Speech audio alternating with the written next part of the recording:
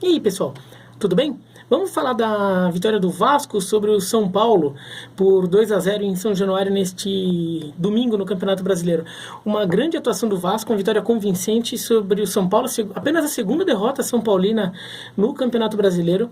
Um jogo com várias histórias. Teve a questão da expulsão do Raniel, que pela regra do jogo, pela orientação da FIFA, não era para ser expulso num caso desse, porque é considerado raspão. É uma questão de regra mesmo. A minha sensação inicial quando eu vi o lance seria de expulsão, mas depois eu descobri que a FIFA tinha mandado uma orientação dizendo que casos como aquele, incrivelmente, apesar por mais feio que pareça a sensação inicial de ver a jogada, seria um caso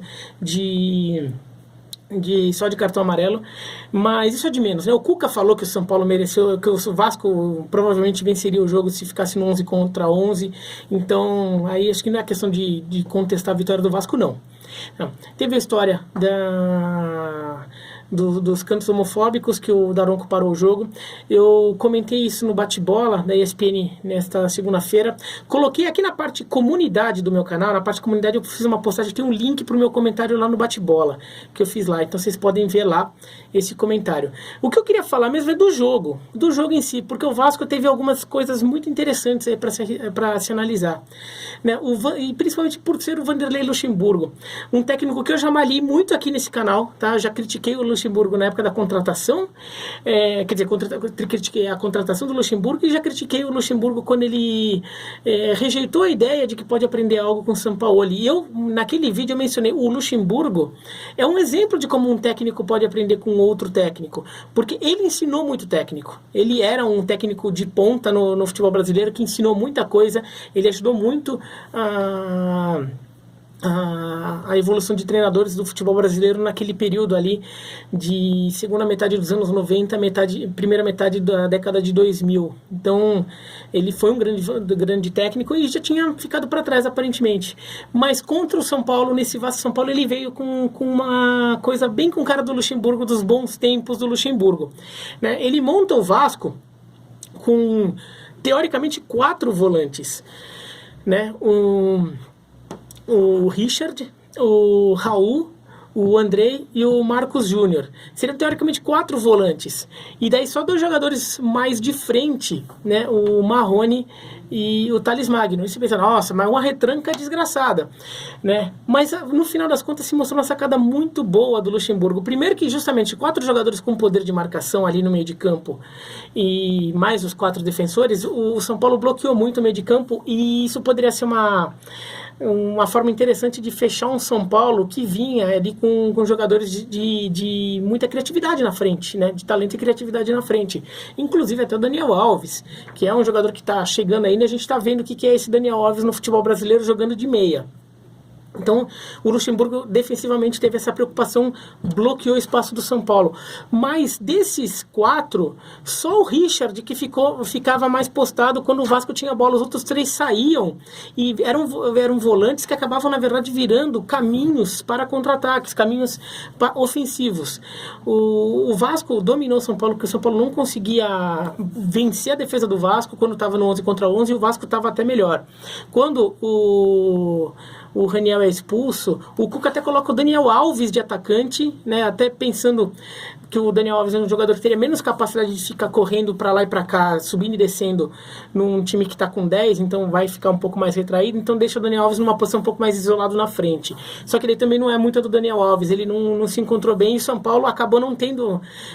o Vasco, por um momento, ficou sem criatividade, porque não tinha um homem de criação muito claro aí, né? Porque tinha mais o Marrone e o Thales Magno na frente, e os outros eram prioritariamente volantes, mas com o tempo esse jogo foi se desenvolvendo um pouco mais. O Vasco começou depois de um período ali que o Vasco também ficou meio sem saber o que fazer com a bola, o Vasco começou aos poucos aí entrando no jogo de novo, a recuperar esse domínio, e daí os gols saíram até com naturalidade, né? O Thales Magno muito bem ganhou do Juan Fran 2 vezes, né? Uma ele chutou para fora no primeiro tempo, a outra ele fez o gol, né? Dominando, deixando o Juan Fran para trás para chutar.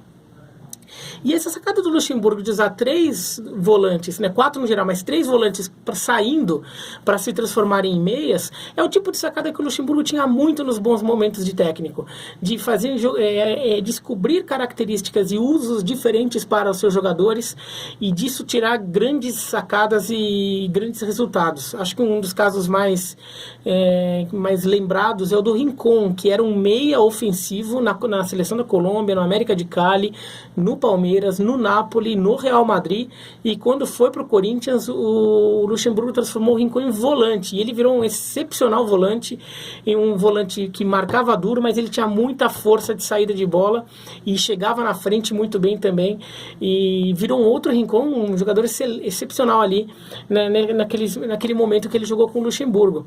E o Luxemburgo fez isso com o Vasco ontem, né? Então o Vasco teve uma vitória sensacional, mostrando um futebol convincente dentro de suas limitações. É um time limitado, é um time que não vai chegar e sair jogando aí que nem o Santos do Sampaoli, que vai sair jogando que nem o Flamengo do Jorge Jesus tem feito aí nos últimos jogos. Não, é um Vasco que vai ter que jogar um jogo um pouco mais conservador em alguns momentos. Mas ele soube tirar muito desse time que venceu com muito mérito o São Paulo, numa grande atuação do seu time e uma grande atuação do Luxemburgo, e isso foi muito legal de ver. Quem sabe isso até seja um sinal de que o Luxemburgo tenha se tocado no final de contas, que é preciso mudar um pouquinho, e ele estava de repente voltando até a ousadia, as ideias que consagraram ele durante aquele momento ali, durante aquele período de 10, 15 anos, entre a década de 90 e década de 2000. Tá bom? Mas é isso, então. Se vocês gostaram do vídeo, se inscreva no canal, clica no sininho, comente aqui embaixo o que vocês acharam. E sobre essa formação do Luxemburgo tem uma coisa interessante, porque no final das contas, né, como os 3 volantes saíram, e se transformava em meia com a bola. Sem a bola, o Vasco era um 4-4-1-1, né?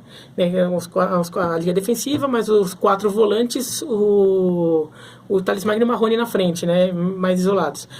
Quando tinha a bola, o Vasco ficava quase num 4-1-3-2, né? Com o Richard só de único volante, os outros 3 volantes saindo para frente e os 2 atacantes lá na frente.